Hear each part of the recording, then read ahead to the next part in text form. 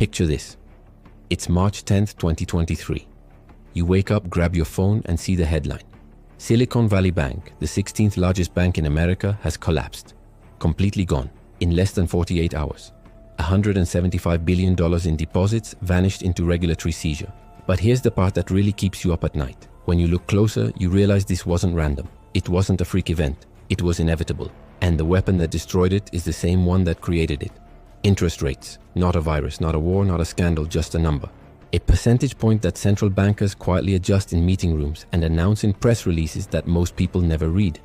Yet this simple number has triggered every major economic boom and bust in modern history. The dot-com bubble that wiped out $5 trillion? Interest rates. The 2008 financial crisis that erased 8 million jobs. Interest rates. The everything bubble of 2021 that turned your neighbor into a crypto millionaire. Same story. The paradox is almost unbelievable.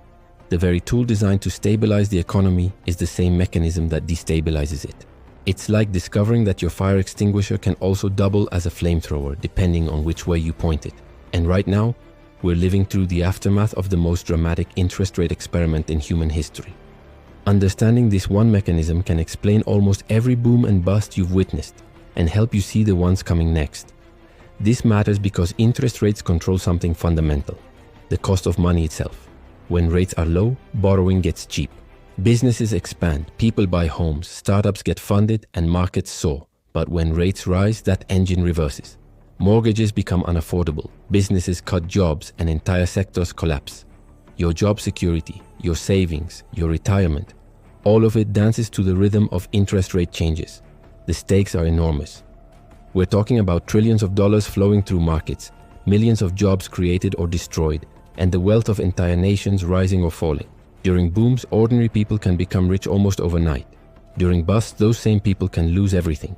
The 2008 crash alone erased over $19 trillion in household wealth. The 2000 tech crash vaporized $5 trillion.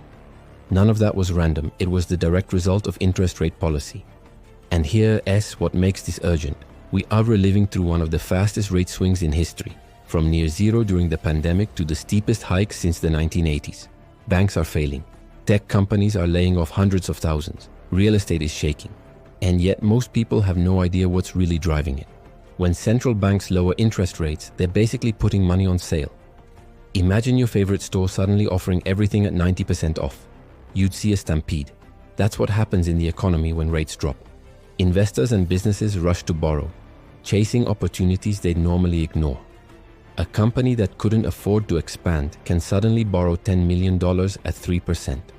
A startup that would have been laughed out of the room now gets funded because investors are desperate for returns higher than the 1% they'd get from safe bonds. Home buyers who couldn't afford a house before can now qualify easily. This flood of cheap money leads to what economists call male investment, projects that only make sense when money is artificially cheap. Think back to the late 1990s. Investors threw cash at anything with com in its name. Pets. Com spent millions on ads while losing money on every sale, but it still raised $80 million.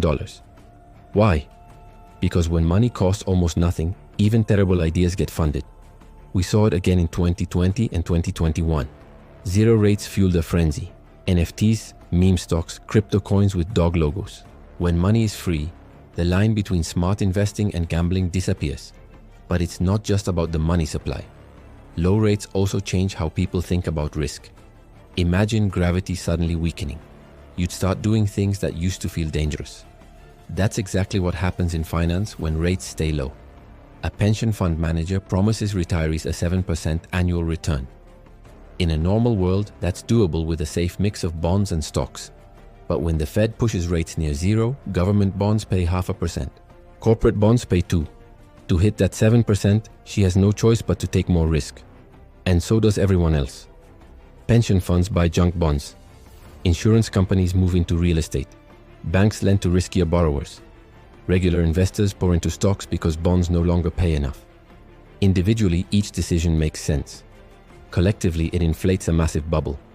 Prices rise. Everyone looks like a genius. And when everyone's getting rich, even cautious investors start feeling left out. Fear of missing out becomes a rational strategy.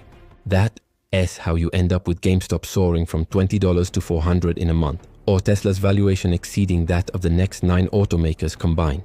And while everyone's celebrating their paper gains, something dangerous is building underneath. The economy becomes addicted to cheap debt. Businesses borrow heavily to buy back stock or expand. Real estate developers take on massive loans, assuming rates will stay low forever. Home buyers stretch to the limit, thinking they can always refinance. Then when rates rise, the entire structure starts cracking. That is what happened in 2022 and 2023.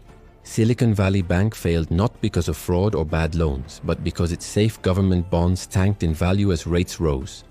Commercial real estate investors suddenly found their properties worth less than their debt. This pattern is eerily consistent. The 2008 collapse was not just about bad mortgages. It was about an entire system built on leverage that only worked when money was cheap. When that changed, the house of cards fell. And the tragedy is nobody sees it coming while the boom is still roaring. By the time people realize the danger, it's too late to unwind. Here's the cruel irony. Central banks lower rates to fix crises, but those very cuts plant the seeds of the next one. The cycle goes like this. Crisis, rate cuts, boom, risk-taking bubble, rate hikes, bust, crisis. Over and over, each cycle bigger than the last. After the 2000 dot-com crash, the Fed cut rates to 1%, unheard of at the time. That fueled the housing bubble. After 2008, they went to 0 for 7 years. That fueled a decade-long stock and bond bubble. After COVID, 0 again, plus trillions in stimulus. That created the everything bubble. Stability creates instability. The longer things stay calm, the more risk people take, until the system shatters. And while the headlines focus on market crashes, another effect quietly reshapes society. Inequality. When rates drop and asset prices soar, who benefits? The wealthy. The top 10% own almost 90% of stocks. The top 1% own over half. So when rates fall and markets explode, their wealth skyrockets. Meanwhile, the middle class sees little change. Their wages don't double just because the stock market does. And when the bust hits, they're the ones forced to sell assets, lose jobs, and struggle to recover. After 2008, billionaires bounced back in a few years. The average household didn't fully recover for a decade. The same thing happened after COVID. Billionaires gained over $2 trillion in wealth, while millions of workers lost their livelihoods. It's not a conspiracy. It's just math. Central banks inject money into financial markets, not directly into paychecks. So the benefits always flow to those who already own assets. It's like trying to water a garden by spraying the roof. You just make the rich greener. And then there's the policy trap. Once the economy becomes dependent on cheap money, it's nearly impossible to take it away. Raise rates and you risk collapse. Keep them low and you guarantee a bigger collapse later. After 2008, rates stayed near 0 for 7 years. When the Fed tried to raise them in 2018, the market panicked and they backed off. Then COVID hit and we went right back to 0. By 2021, even mentioning a rate hike caused sell-offs. When the hikes finally came in 2022, banks started failing. It's a no-win situation. Keep rates low, you inflate bubbles. Raise them, you pop those bubbles. Either way, the addiction grows stronger. Each cycle tightens the trap.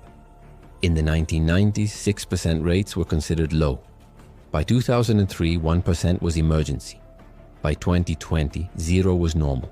Where do you go from there? Negative rates? Permanent money printing? Each move just raises the stakes. The tool meant to stabilize the economy keeps destabilizing it. Interest rates are both the accelerator and the brake, but they are controlled by people who have to choose between bad and worse. During booms, cheap money feels like prosperity. Innovation surges, markets explode, optimism reigns. Critics sound like cynics. It's only after the bust that everyone sees the pattern and wonders how they missed it. The same three forces repeat every time. Credit expansion, rising risk-taking, and hidden leverage. They've driven every boom from the roaring 20s to the 2021 everything bubble. And the consequences? Bigger crashes, greater inequality, deeper policy traps, grow worse with every cycle. We've never escaped this pattern. Every time we try to use rates to create stability, we end up with even greater instability. Every boom ends in a bust. Every period of easy money ends in crisis. So where are we now? We've just lived through the fastest rate hike cycle in 40 years, from 0 to over 5% in less than 2 years. The booms of the past decade are deflating. Banks are failing. Tech layoffs are piling up. Real estate is cracking. And yet the full adjustment may not be over. If you bought a house in 2021, refinanced at 3%, or work in a sector that thrived on cheap capital, you're part of this story. Interest rates aren't abstract. They decide whether your company survives, whether your job exists, whether your investments rise or fall. Understanding this mechanism doesn't make you a fortune teller, but it gives you a kind of economic X-ray vision. The next time someone says the market crashed for no reason, or a bank failed out of nowhere, you'll see the invisible hand of interest rates moving beneath it all.